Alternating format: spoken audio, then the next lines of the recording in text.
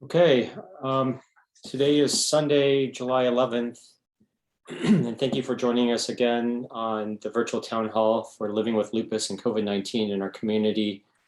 It's a pleasure to be with you again.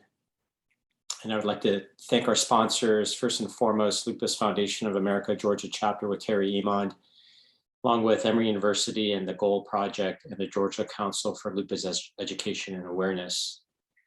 Be again reminded that this isn't meant to be personal advice, but to take it into context and discuss with your healthcare team before you make any decisions. So these are big numbers, and these are total infections since the start of the pandemic, current active infections, and total deaths, as well as total recoveries. And it's really amazing to see how quickly India has caught up to the US. US used to be far and way ahead in terms of all of these numbers, actually. But it's a sober reminder of how things continue to go in other parts of the country, as well as relatively how well things have gone recently in resource-rich countries like ours with access to vaccine. So this is a hotspot map, meaning it lights darker red or magenta the more active infections there are ongoing. And this was last month at our town hall. And you can get a sense of where the hotspots were back then. A lot going on in South America, southern part of Africa. And then you can see a variety in Asia and in Europe. And this is the most recent hotspot map, again, highlighting the ongoing issues in South America. Things are heating up even more in the southern part of Africa, and you see spots starting to light up again throughout Europe and Northern Africa, as well as the Middle East and other parts of Asia, along with some of the Southeastern Asian countries down here. I've not shown you this graph before, but it's reported cases and deaths total throughout the world. And just to remind you that although things have relatively gotten better throughout the world, there is an uptick, and that seems to be related to the Delta variant that we'll talk about in a minute. But overall deaths haven't caught up yet, but it might. And this is the hotspot map that was current a month ago in our country. And the next one will be what it is more recently. And another way to look at that is at the COVID Act Now map. And this was the hotspots, if you will, just simplified in terms of basic colors across state lines a month ago. And this is how it is most recently. And you can see in the US that since the height of the pandemic, the new cases have dropped dramatically. And that's reflected here in this row, that there's a 31% change as of last month. And things were looking great across the board. So this was a month ago. And then this is the most current trend, that things are still relatively low in terms of new reported cases, but there is an uptick. Testing is down, and hospitalizations have slowly crept up. Certainly leveled, if not creeping up a little bit. Deaths always seem to lag behind, at least in the demographic when they're older people. But as more and more people get infected that are not vaccinated in the younger population, we'll have to see how the death rates hold.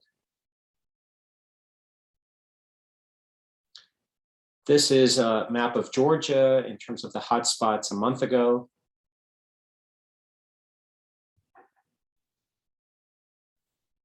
And this is what it looks like most recently, mostly in the southern rural areas, although there's some outlying areas near Athens, one near Macon.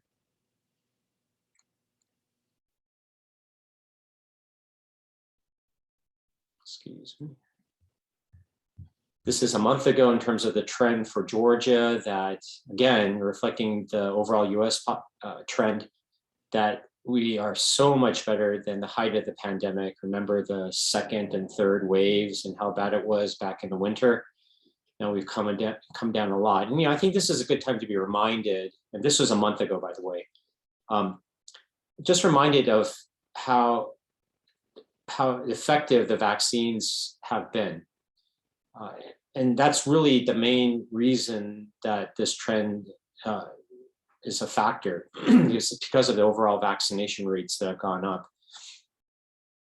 There have not been any dramatic changes in terms of other policies, if you will. And if it can't be attributed to the weather, because back in last summer things were going up back then, and it really is a testimony to how great the vaccines work in most of the population.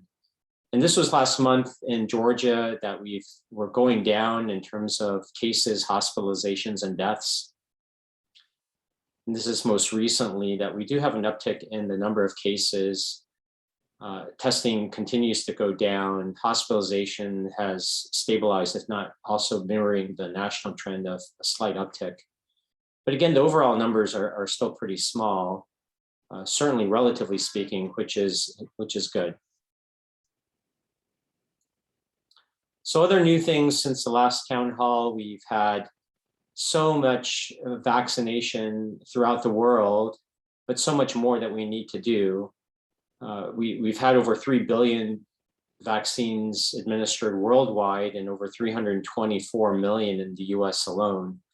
And just to give you an idea of the impact again of what the vaccines do, not just in terms of the overall numbers of cases and hospitalizations, and those are certainly the most important, but almost equally important is what that reflects in terms of how we live our lives, the normalcy of what it affords us to do.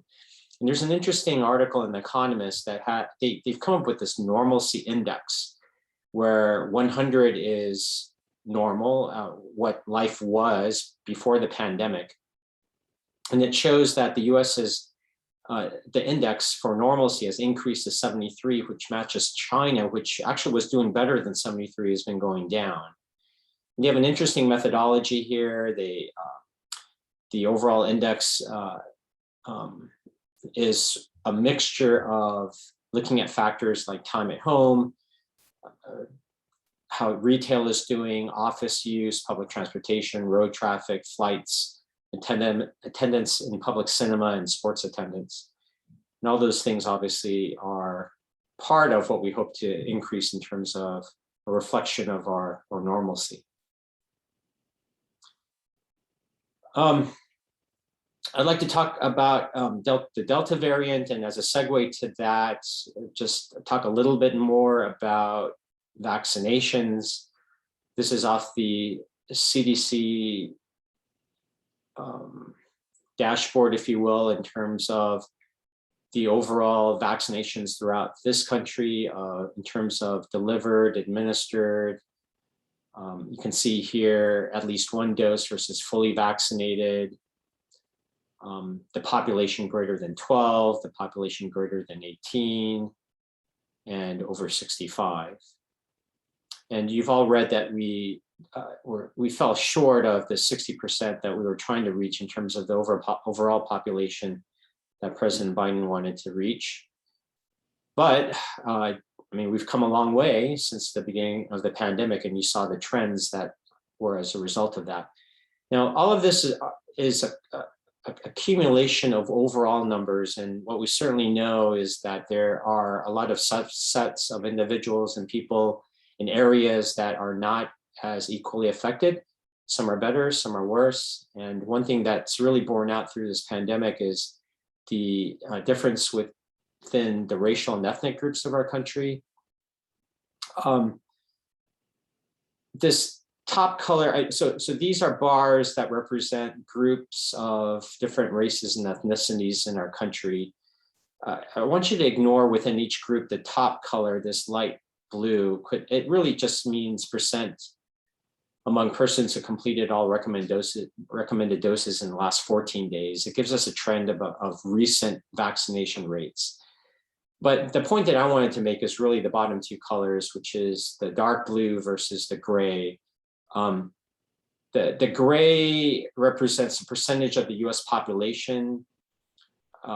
So the Hispanics represent about 17, 18% or so, if I eyeball it here in this gray bar of the US population.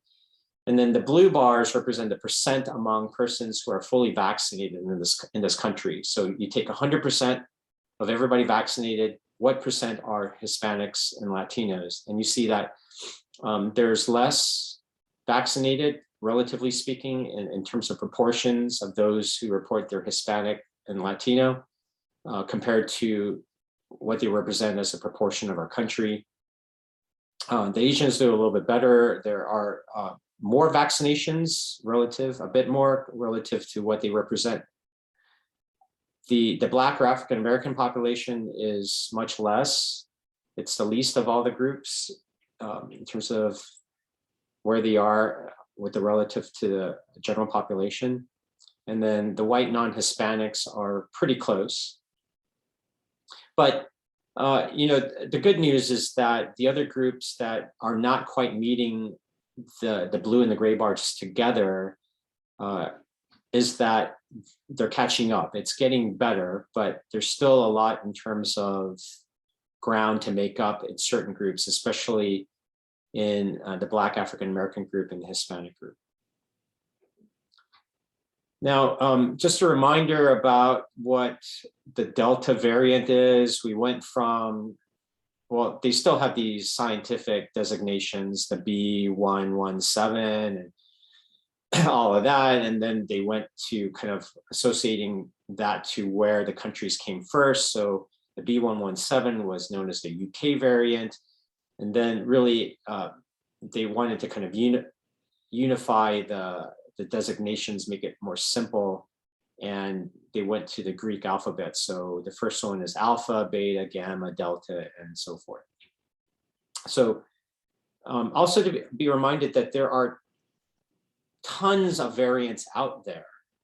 And that's what happens when anything multiplies a lot. There's a chance for DNA to move around, or there's mutations that occur, and that's a normal occurrence because it's an adaptive process for living creatures, in that the hope is that there's some positive changes that occur that allow that particular strain or that genetic line to have an advantage. And certainly things that multiply very quickly, like the viruses, it really bears it out well. And so there are tons of, I mean, I can't quantify exactly, obviously, but there are tons of variants that occur, many of whom are completely harmless. And some of them that are even more detrimental to the virus. They afford them a disadvantage in terms of survival, so they often leave very quickly. But the ones that emerge that become very significant are the ones that we're talking about. So, the fact that variants occur is not a surprise to anyone. Again, there are many, many, many more that we're just not detecting because they don't become clinically significant. And these are the few that have come out, but these are very significant for a variety of reasons. And you can see they differ in terms of the severity of the disease, the mortality that it's associated with in terms of the rate, how well they evade the immune system in terms of how our natural way to fight these viruses off, how well or poorly they transmit to other individuals. And the Delta virus, the Delta variant, is worrisome for many because, as you can quickly see here, across all of these categories, it really seems to be something that will cause problems because it does cause more severe disease. It is associated with more mortality. It evades the immune system much better than any of the previous variants, and it's highly, highly transmissible. And so you add that up, and that's what we're concerned about. So obviously, we want to know how well the current vaccines do with that. And these are screenshots from a a talk that I saw out of Emory, so I don't have the proper reference for them in terms of a website, I'm sorry, and that's why the resolution isn't as great. But the point to be made here is that if you see where the Delta variant is increasing, and the red line here on the left in terms of cases is the United Kingdom, the deaths and the hospitalizations for that red line, as you can see, is not going up dramatically. And so that is hope. It is inflecting up a bit. I don't know if you can tell, but it does not correlate. The deaths and the hospitalization lines don't correlate exactly with the cases. And it gives you a sense of the relative effectiveness of the vaccines. And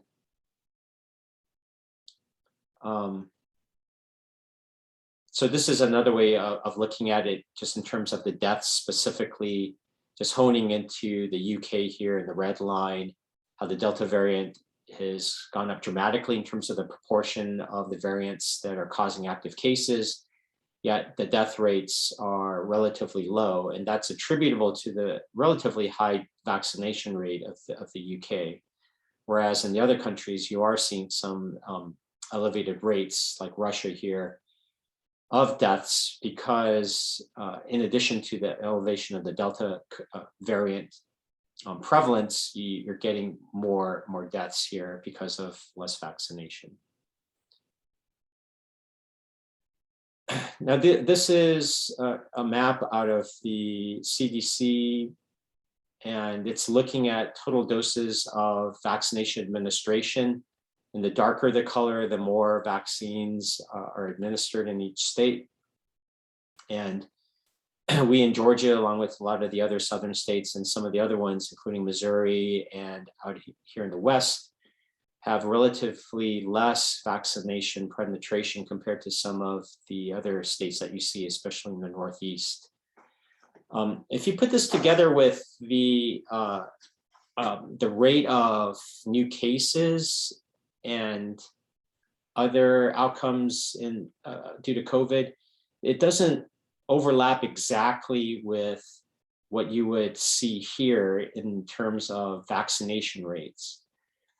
And that is reflected in this figure here. If you go from left to right across this figure, it's going from fewer vaccines to more vaccines. And if you go up from bottom to up, you're going from fewer cases to more cases. So each of these quadrants represent all of the possible combinations of those two things. This is fewer vaccinations, more cases, more vaccinations, more cases, fewer vaccinations, fewer cases, more vaccinations, fewer cases. And our logic is aligned with what we'd see diagonally going from the top left here to the bottom right. And that is the fewer the vaccines, the more cases of COVID you would see. And you see the states that fit that trend. At the bottom right here, more vaccinations, you would suspect fewer cases, and you see the states that fit here. You see the outliers in these other quadrants here. There's not many that fit the more vaccinations, more cases, but there are relatively more states, including Georgia that you see right here, where we fit the category of fewer vaccinations, relatively fewer vaccinations, yet we have fewer cases. And why is that? And most people think it has to do with the Delta variant penetration because it's different in different parts of the country. Ignore the numbers. The numbers don't have any, and we're not ranking anything here. These are the numbers assigned to certain areas of the country that the CDC uses to designate regions for certain analyses. But more than the number, if you look in the regions, they have a pie chart, and the colors here in the pie chart represent the distribution of the different variants found. And this is as of a month ago, which is as recent as the data is updated in the CDC dashboard. But the bright orange section of the pie represents the Delta variant, what we're most worried about. And the reason why, Georgia is not coming up yet into that category of low vaccinations, high cases. The reason why we have still relatively lower cases, given our lower vaccination rate, is because there isn't that as much penetration of the Delta variant. You see right here, this part of the pie is relatively smaller than the areas of the country like Missouri, and in Utah and out west. I mean, you can see here that the significant majority of their variants are the Delta variant in that area. And don't be fooled, it's just a matter of time before our pie gets bigger in terms of the Delta variant. The virus doesn't know state or political lines. We've all learned that. And so we'll have to see. And I think we can't rest on our laurels and expect that we've gotten away with something, because it's just a matter of time. And what we've learned throughout the pandemic is things ebb and flow, and we learn from other areas. And it's foolish to think that what's happening somewhere else is not going to happen here, because the law of physics, the transmissibility and the characteristic of the virus, our anatomy and physiology, they don't change. So as time goes on, the Delta variant will become a bigger proportion of our area, and it already has been. It's getting bigger and bigger, and this is as of a month ago, so it's probably much greater now. And then when we start going into the colder months, when people are more closer together, and I think that's why people say that we may not have the huge uptick in cases like we saw before, but what we're going to see are regional areas of spikes that are very significant, and regions that have very significant cases, as well as hospitalizations and deaths. And we're seeing that in parts of Missouri, where there are reports of some hospitals that are running out of room again. And it's something that we need to really take heed of and know that it can come here. I'll touch base on some of the more on the vaccines as we get into the questions. But I threw in here some things about this heart inflammation after COVID vaccine that you might have been hearing about. It's also called myopericarditis or pericarditis. It's been reported with both the Pfizer and Moderna vaccines, the mRNA vaccines, mostly in younger individuals, 16-ish, in males more than females. And the symptoms that you get is this onset of significant chest pain, usually after the second dose. And if treated very quickly with anti-inflammatories, the vast majority of people respond well and they get better quickly.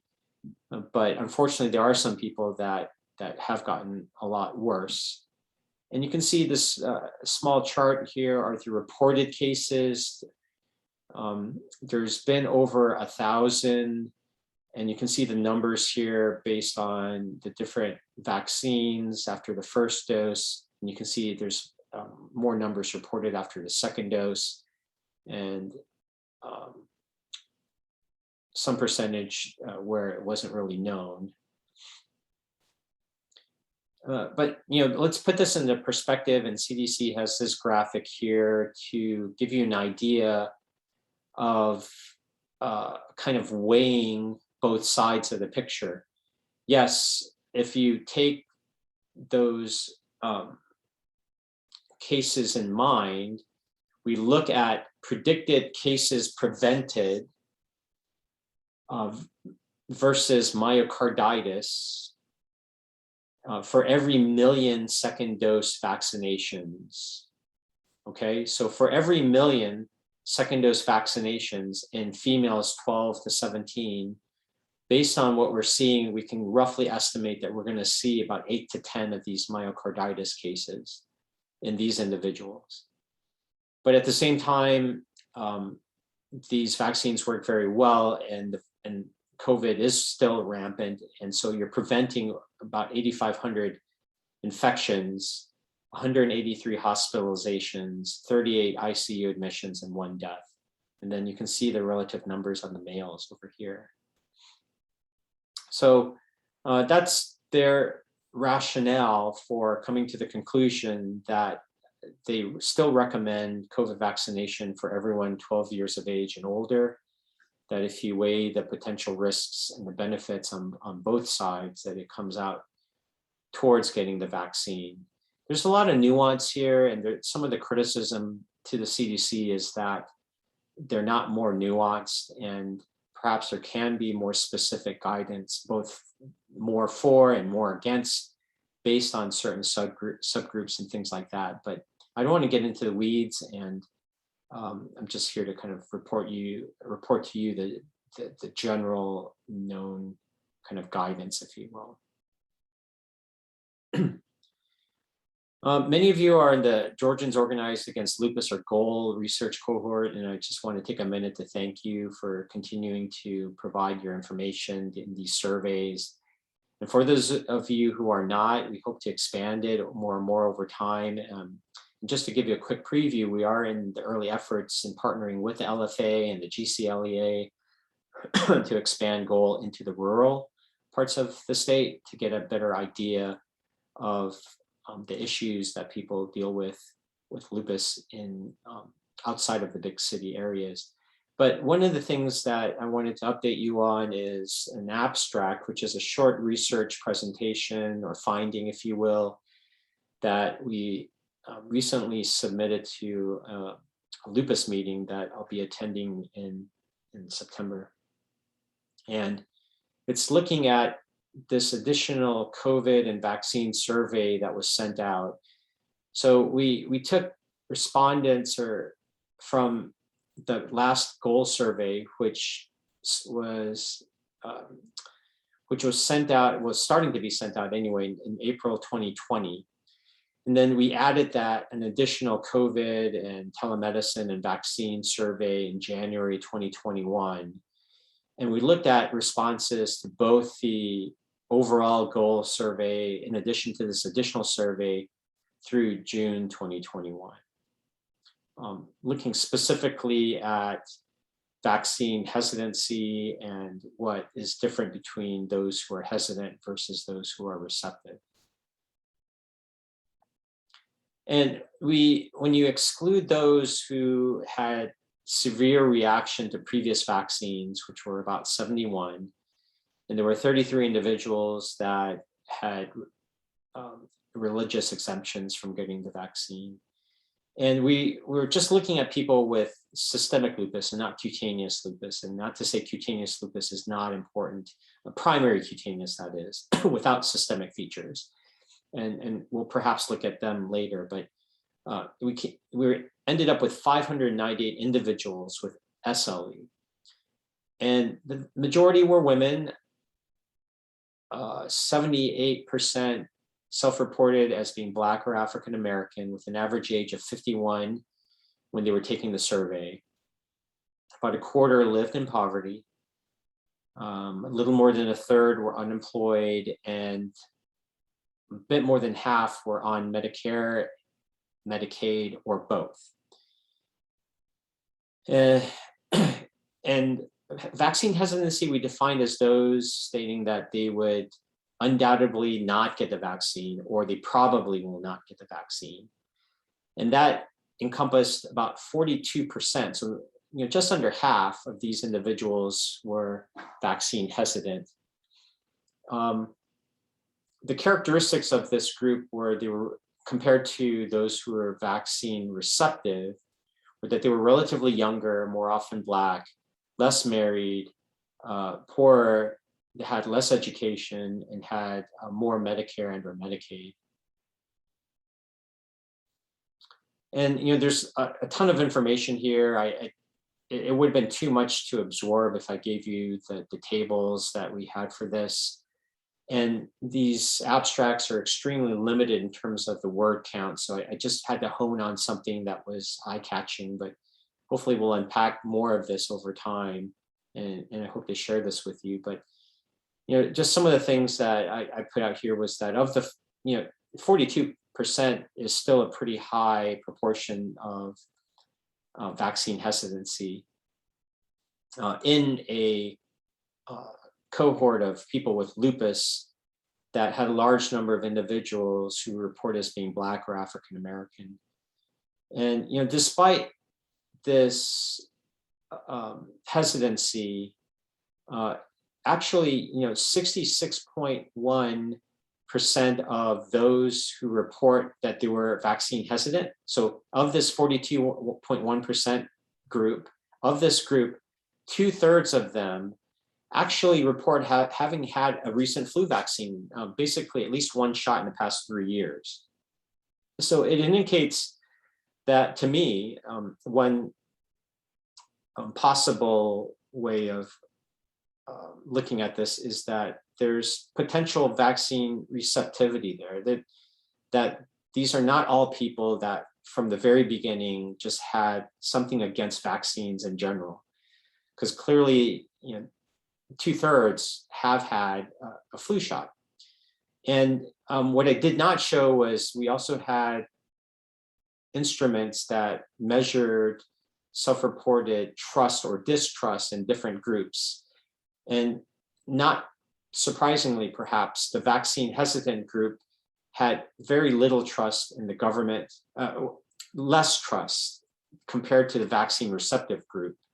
They had less trust in the government, the news, doctors, and lupus groups. And to me, it doesn't mean that we don't stop in terms of reaching out from these organizations, but that it really does point to other sources that may be important in reaching out in terms of education and support. And I point at community leaders and peers, which are always very important. So as we engage people who are hesitant for the vaccine, we may want to generally target, in addition to everyone, obviously, those that are younger, who are Black, from lower socioeconomic groups. And we also found that those who are depressed were more often associated with vaccine hesitancy. As I mentioned before, one thing that I've learned as well individually is that this vaccine hesitancy label, I know that we all need to be very humble about that, in the sense that it is not a label to be given that automatically assumes somebody is not educated, is not smart, who doesn't know about the immune system. There's a lot behind this. There are so many stories of, this is a reflection in large part of the deep distrust that has occurred, that's been there for a long time, for generations that date back to Tuskegee and beyond, it's very persistent and important in many of our communities.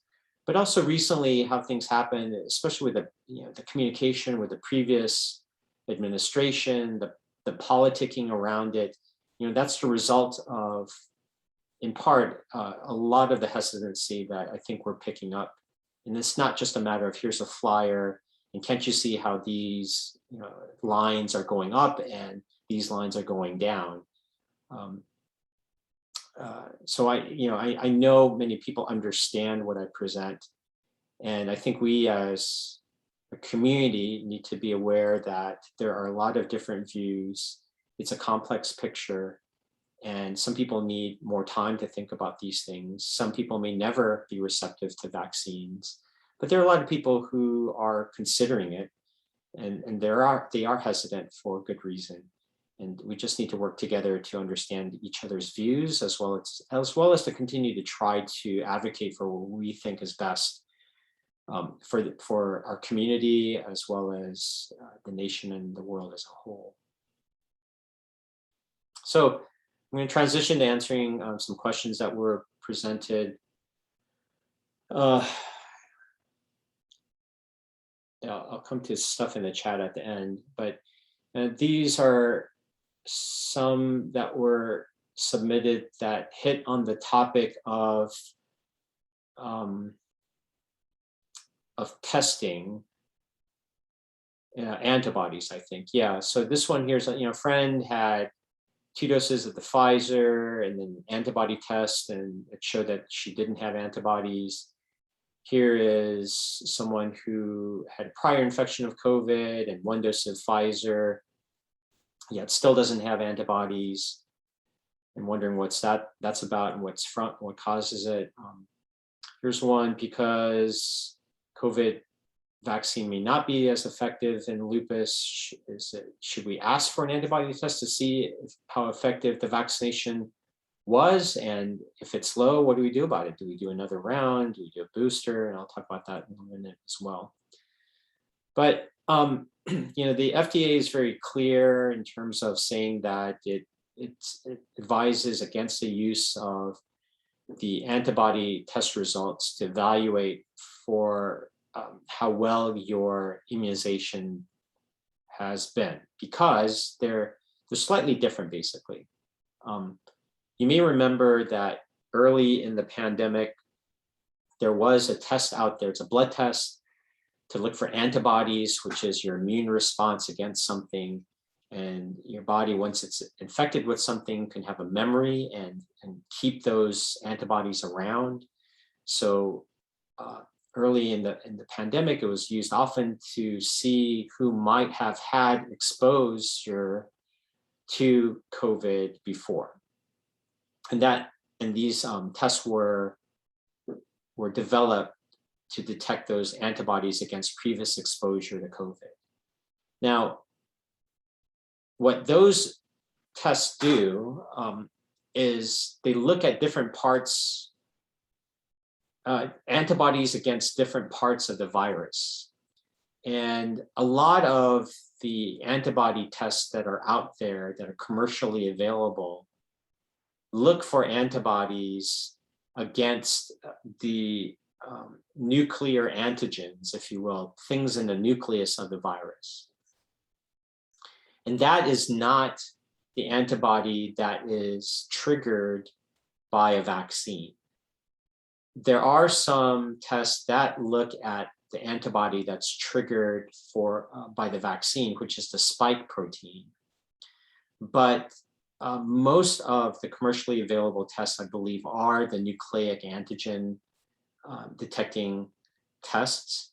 And it's not very easy to know which one is which. And they've never been really certified to be used in the manner that people want to use now. And then the picture gets more complex than this. And I'm not an expert in all aspects, but just to give you a sense, the antibody response is an important, but not the only response to a vaccine. The antibodies are what we call a B cell response, which is why certain medications that affect the B cells, like the rituximab and Benlysta, we worry about those people in particular in terms of their response to the vaccine. But the immune system also involves other parts, and there's a T cell response. And so, measuring these antibodies, given everything I just mentioned, along with the fact that it doesn't measure other parts of the immune system response that are important, it just, bottom line, that's why the FDA and most clinicians do not use the currently available antibody test to see if you've had an adequate response to your vaccine. Now, there are some nuances there. There could be a way to look at that spike protein antigen response. Some people advocate kind of using that to guide whether when we can, immunize somebody, or if someone will respond, or if they've responded after they've been exposed to rituximab. I don't want to get into all those nuances, just to let you know that nothing's ever black or white, but we're looking into certain cases. People are wanting to study more as to how we can use certain of the available tests to help guide us. It's not that we've totally abandoned. There's no hope for any testing to guide us or help us to understand how good of a response we've had, at least in the commercial of commercially available tests that we all have access to. But there certainly is hope that with further research, and there's a lot of ongoing research, that we may be able to get to that point one day. But we are not close to that now. And so you can't use the results that are available from your doctor's office today to guide you. And if you want some better lay language in terms of kind of the background behind this, this is one of several articles that are out there. You could also do a Google search and look for some respected sources, but this is a decent one. Another question. I've heard several times that people with lupus may not be fully protected of the COVID vaccine because of our immune system, and is that true or false? And has there been specific research on this concern? They also have a question about a recent New York Times article, which there are other articles out there about these booster shots and whether certain groups, especially those with immune problems like those with lupus, should get a third dose or another dose. And this New York Times article that was referenced in the question is one of many, but here it specifically talks about that question and how France is handing out third shots of the two dose vaccines to cancer patients and other immune system impaired individuals. And so there are other countries that have gone forward with this. And along the lines of this, there are other similar questions that were submitted. When this person got their first dose of vaccine, there was some guidance about pausing medications and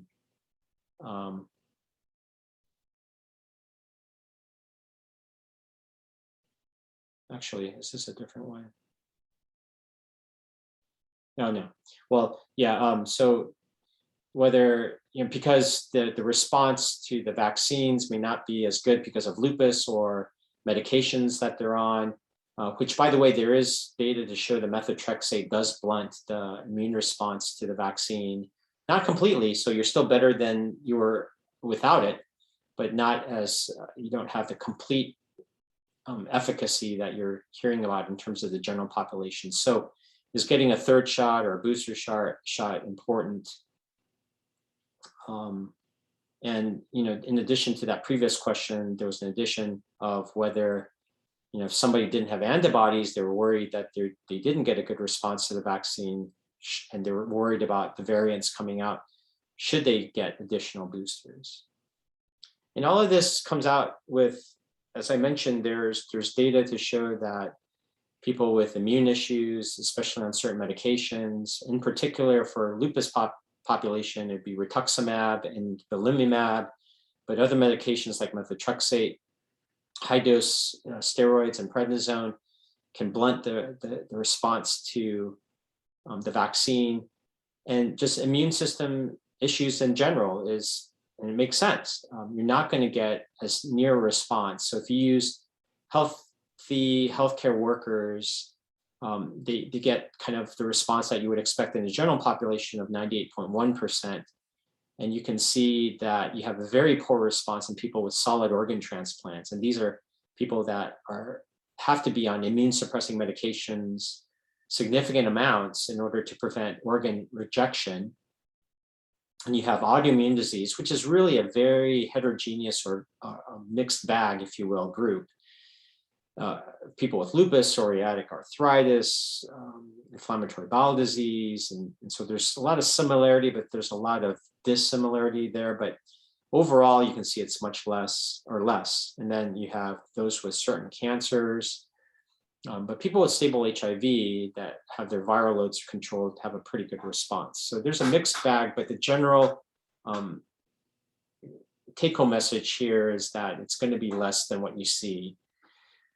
So this concept of the booster shot is, as you've been seeing in the news, that Pfizer announced its intention to seek FDA authorization for a third COVID vaccine shot. And quickly the CDC, the FDA, and NIH countered with a joint statement saying that it's still too soon. And so this is drawing very different conclusions. And right now it must be confusing for a lot of you. We're just going to have to see how it plays out. Pfizer points to encouraging data, quote unquote, and we haven't seen this. It's, to my knowledge, it hasn't been publicly available and peer reviewed, if you will, which is kind of our gold standard.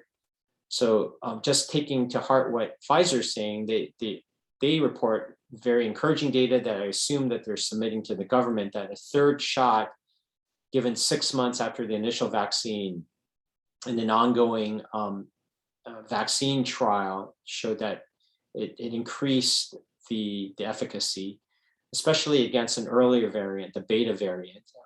They started that trial when the Delta variant wasn't around. So, assuming that its efficacy, increased efficacy for Beta, it may be better as well for the other variants. They also published in a very prestigious journal called Nature about a month ago that 2 doses of their vaccine produced very strong neutralizing antibodies against the Delta variant in laboratory testing. And that companies anticipate that a 3rd dose will boost those antibody titers even higher in a Pfizer statement that was added there.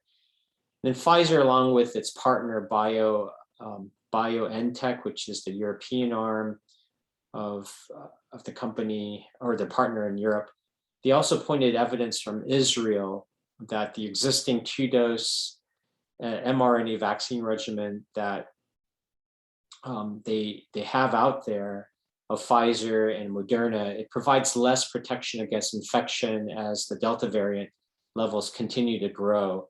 So it just argues, along with the previous studies, that it is effective, but less effective, and perhaps with an additional shot or booster shot, it will provide even more protection, especially as time goes on and with new variants like the Delta variant. But just hours afterwards of Pfizer's announcement, the U.S. agencies sent out this statement, and they clearly laid out that fully vaccinated Americans with 2 shots or one of the J&J are there's no data to support that.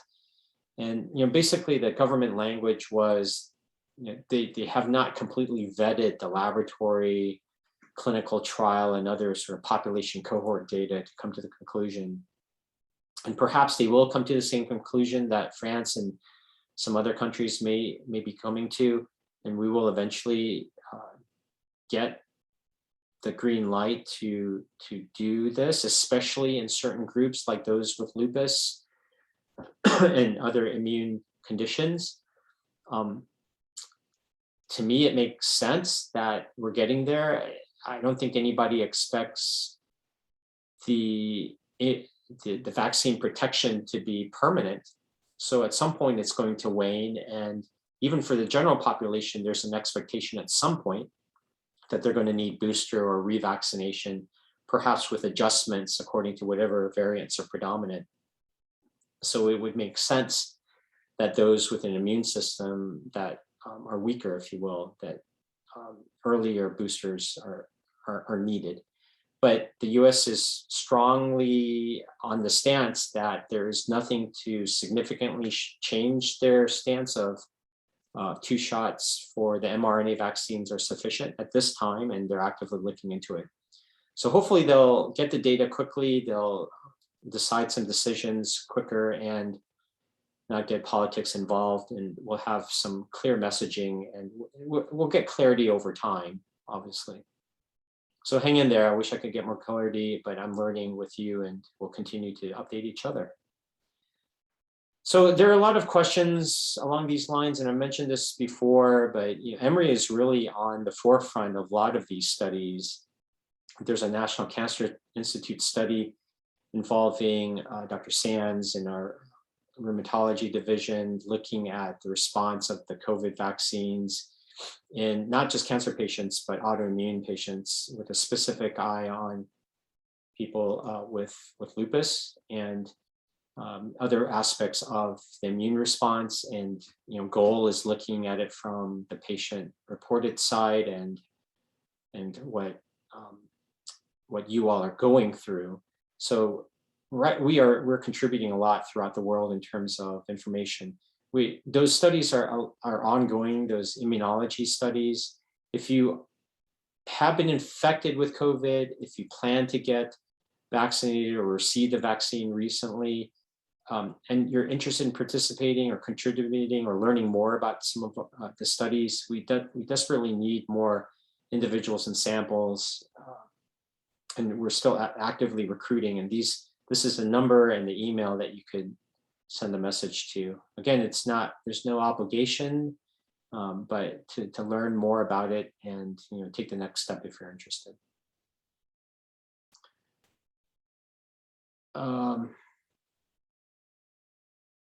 I see a hand up. I'm going to have to ask you to use the chat if you're going to pose a question. I'll hit the chat questions after I'm done. What are your thoughts on the Novavax vaccine for those who have not taken the mRNA vaccine? The Novavax vaccine is not yet approved in the US. It's more of a traditional way of creating the vaccines in that it is you take a portion of the virus, if you will, that's not active. So there's no live virus, and you basically, that's the vaccine. You put that into the body and your body recognizes that portion without getting infected. And therefore you create sort of that immune response. It's gotten as good of a efficacy response as the mRNA vaccines from some of the early reports. It doesn't seem to have the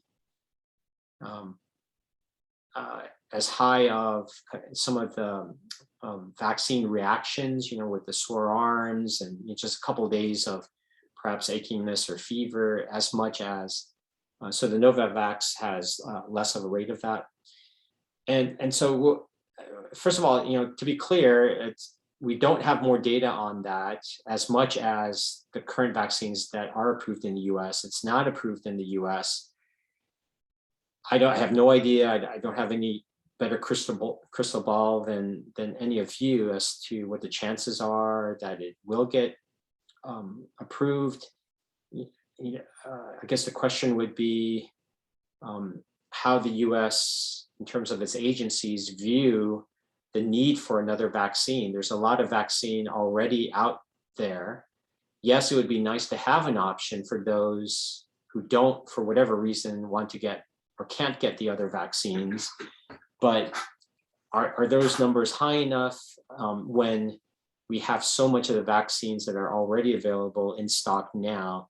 And the vaccine hesitancy or uptake is actually very significant. And we're needing to vaccinate more people that are just not willing to get vaccinated. So it'll be interesting to see where the Novavax and other vaccines that do get approval elsewhere, how much inroads that will get in our country and others.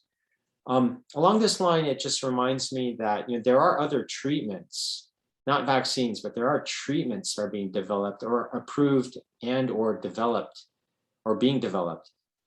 The monoclonal antibodies, which are, we talked about, the vaccines triggering antibody responses. There are antibodies that can be given to people who are very sick. And right now, there's one that's approved for people that are in the hospital that are very sick.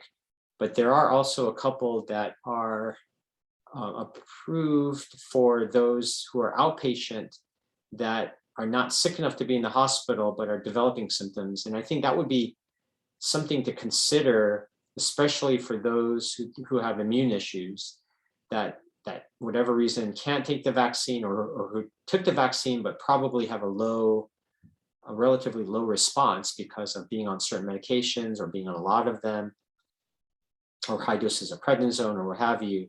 And if you do get COVID-like symptoms and you test positive, there are monoclonal antibody treatments potentially available for you. So you should keep that in mind. And if you do get symptoms and you do test positive, you need to talk to your healthcare team about that. There's active development in terms of oral antiviral treatments. So remember the flu back in the day when we didn't have flu, and by the way, it may come back this winter. So that the flu's not going anywhere, but there are medications like Tamiflu that were out there before that if you took it early enough in your symptoms as an outpatient, and you can just get a prescription and go take these pills, that it would greatly reduce the severity and the time of symptomatic infection. And those treatments are, from what I understand, are very hot and heavy in terms of being developed in clinical trials, and the US government is also investing significant amount of resources to get that fast tracked as well. Along with improvements in our testing and all that to come. So think of how far we've come since the start of the pandemic, and from where we are now to a year or two or three from now, in our understanding of how the vaccine as well as the virus does in lupus, it's going to be much greater. And so we'll learn a lot more. Last question, what is shedding, or at least on the slides, what is shedding or transmission from vaccinated persons? It means someone who's vaccinated, who has virus in them, and that the virus is replicating and it's shedding, it's coming off of you and potentially infectious to other individuals. And that's definitely possible. It's theoretically possible. I'm sure it happens. And early on in the vaccination period, we didn't know, I mean, we knew how well the vaccines worked for that individual who got vaccinated, but we did not know how well it prevented or reduced shedding. So in other words, could the people who were vaccinated still easily transmit or carry the virus from one person to another person who was not vaccinated? And that is still being studied. I don't know all the specifics, but the real world examples are the most powerful studies. And what's clearly been shown is that transmission gets cut, or else the rates of active cases would not go down as much as they have been. So it's not to say that it doesn't happen, but the vaccines are significantly reducing the shedding that we just talked about.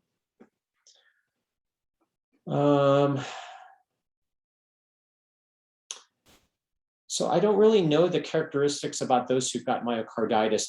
I'm not as up to date on the literature for that. There was a talk that I just didn't finish seeing or had time to go.